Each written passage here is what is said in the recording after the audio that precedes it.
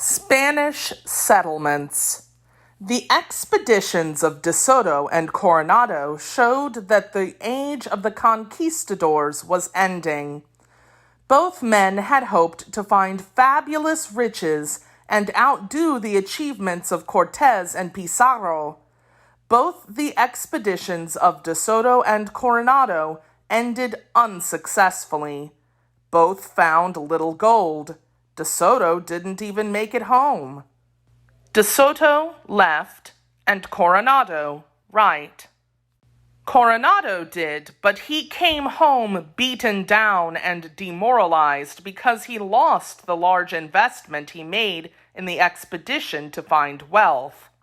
The Spaniards decided that there was no gold to be found in the parts of the North American mainland De Soto and Coronado had explored. They began to focus their attention on the colonies they had already established farther south, in the Caribbean, Mexico, and South America. However, they did not forget about the rest of North America entirely. They established a few forts to protect their colonies and ships, and they sent some missionaries to convert the Native Americans to Christianity. In the 1560s, the French had begun exploring the eastern coast of Florida. They set up a fort named Fort Caroline. Some men from the fort became pirates. They started attacking Spanish ships sailing in the Caribbean. The Spanish decided to build their own fort along the coast of Florida to protect their ships and to keep the French from competing in that part of North America. They sent a man named Pedro Menendez de Aviles to set up the fort. He arrived in August of 1565 and found a safe harbor where a river flowed into the Atlantic Ocean to build the fort and name it St. Augustine, after a Christian saint. Founding of St. Augustine. Soon after, the Spanish attacked and captured the French fort, Fort Caroline, and renamed it San Mateo. St. Augustine, Florida, was established in 1565, 20 years before the English settlement on Roanoke Island, and 42 years before the settlement at Jamestown. There have been people living there ever since.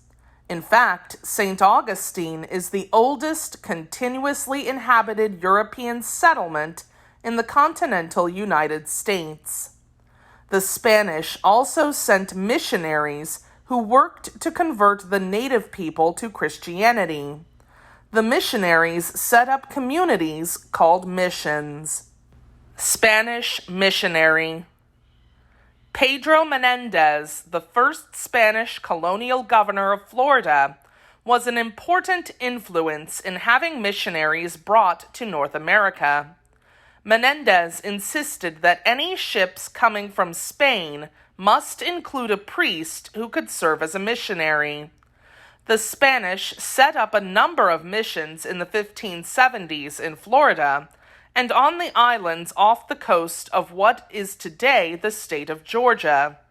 Spanish missions were also established in Mexico, near the border of what we now know as the United States. In the 1590s, the Spanish began establishing missions in what is known as the Southwest, including states we now call New Mexico, Arizona, and Texas. In the 1700s, the Spanish built many missions along the Pacific coast of California. The Spanish did this not only to convert the natives to Christianity, but also to develop allies among the converted people in North America. Many American cities in the Southwest began as missions named after Christian saints. Some examples include San Diego, San Francisco, San Jose, and Santa Barbara in California, and San Antonio in Texas. Every mission centered around a church.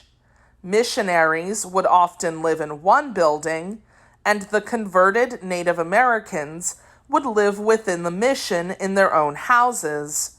Most missions also included farms and orchards. Spanish Mission. Some natives were also taught crafts such as carpentry, woodworking, weaving, soap making, and candle making. They also raised cattle, sheep, and other animals. Most missions also had bakeries, craft shops, and storerooms for the crops grown on the farms and orchards.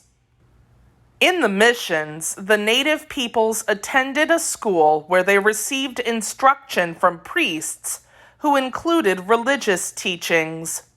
They were taught about Christianity and the life, death, and resurrection of Jesus Christ. Adults and older siblings would also work in the mission's farms or orchards, while young children were taught to read, write, and speak in Spanish, not their native language. An old Spanish mission building. Some missionaries and conquistadors shared some similarities, but also had differences. Most missionaries were not trying to conquer people using force. Some were, however, trying to change the natives' way of life and promote Christianity and European ways of living. That meant some missionaries were trying to extinguish the natives' traditional religion, culture, and language because they believed that it would be more helpful to them. Similar to conquistadors, some of the missionaries made enslaved the natives and forced them to work on the farms. Many local native populations also suffered the same fate as those who had first encountered Columbus. They became infected and died of diseases to which many of the Spanish had become immune. Some Native Americans accepted Christianity and lived in the local missions. Many others did not like being forced to adopt the new European way of life and the Christian religion. They wanted to keep their language, their religion, and their traditional ways of life. Eventually, some native people rebelled against the missions in their area. In 1680, a Native American from the Tewa Pueblo tribe named Pope successfully led a rebellion that evicted the Spanish from their pueblos. Once they regained control, the tribe restored their own religion, culture, and traditions. It was only temporary, however, because about a decade after Pope's death, the Spanish returned and reconquered the land. When the United States expanded to the south and west, it took over Spanish territory in Florida and the Southwest. Most of the Spanish missions were abandoned when Spanish lands came under control of the government of the United States, but a few of them still operate today, and many can still be visited. If you live in the Southwest or can travel there, you can visit a historic mission yourself. Photo of a mission today.